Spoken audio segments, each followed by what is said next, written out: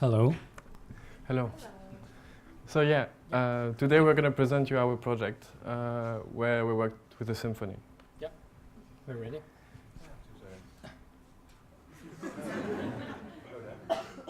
That's it. Yeah, so we want to tell you about the project we did with the Symphony and Platform 4.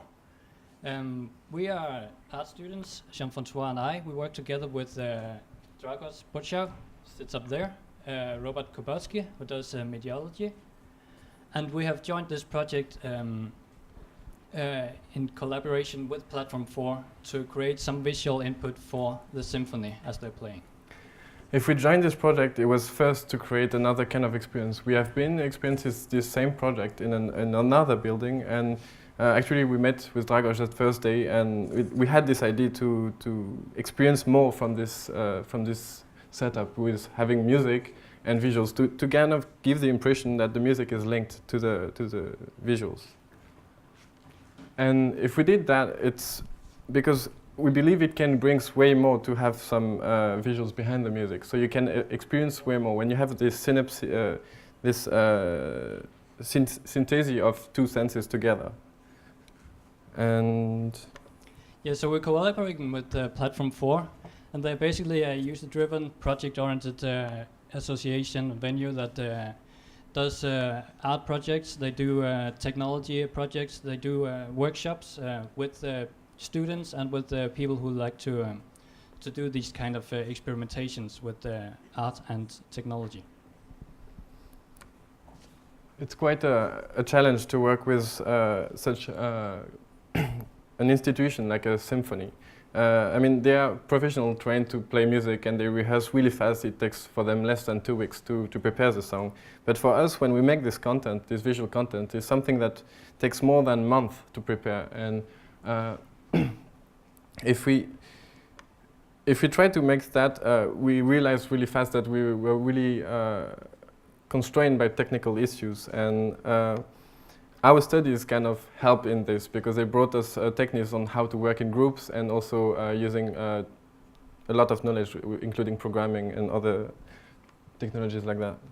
Yeah, so we're really proud of working with a professional orchestra like the Aalborg Symphony. They're all professional musicians, and they fly in a professional conductor from England to play just 2 concerts, the one the day before and the concert that we are playing on the Friday. And we're also really proud to play in the Musikken 2, the new music house here in Aalborg. We were so lucky to play just a couple months after they opened the building, and it's really fun to play inside this building. So the music piece we were playing in September was Stravinsky's Firebird. It's about a prince who finds a firebird, and he gets its help to save a princess later on. It's a long story, but shortened down, it's a ballet.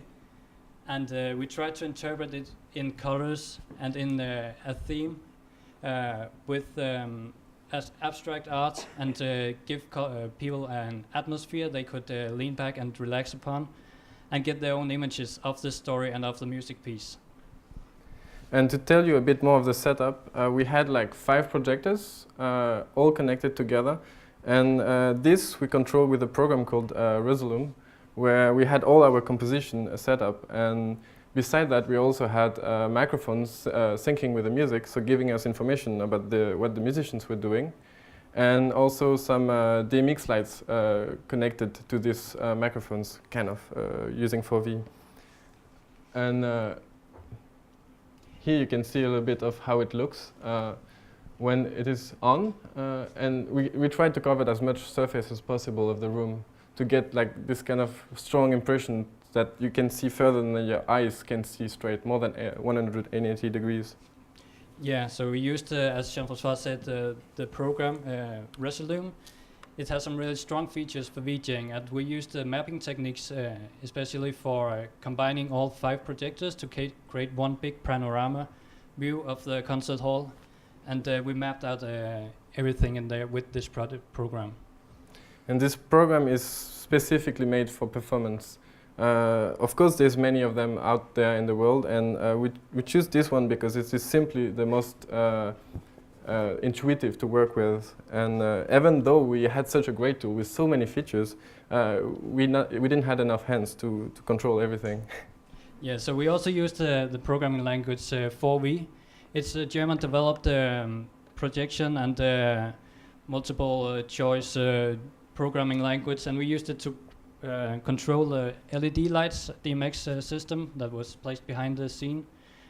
We were also using it to get the data from a Kinect that was tracking the conductor, and every time he did some movement, it would create some splashes. It would create some feathers that were falling from his arms. So it's a multi-purpose tool that can do a lot of stuff. And also, to make this possible, I mean, you have to imagine that we use, like, I don't know, 3, 4, 5 different softwares, sometimes in different setup. So we have to find a way to link those inputs of video. And one of the tools we used was SP out, that would allow you to take something from a software and send it out to another one. And now we are thinking what to do next. The project comes to a point where it is reluctant, so we need to find a new setup for it, a new interactivity in it, to involve maybe more the people in it. And that's where you people come in. I mean, if you have some ideas, we're really open to hear about them. And also, if you want to participate, we need graphic designers and professionals that can know coding and so on, so we can go way further in the content itself and the ability to combine music and visuals together. Yeah, so thank you all for listening, and thank you to the photographers who have done the documentation of our process and of the visual show.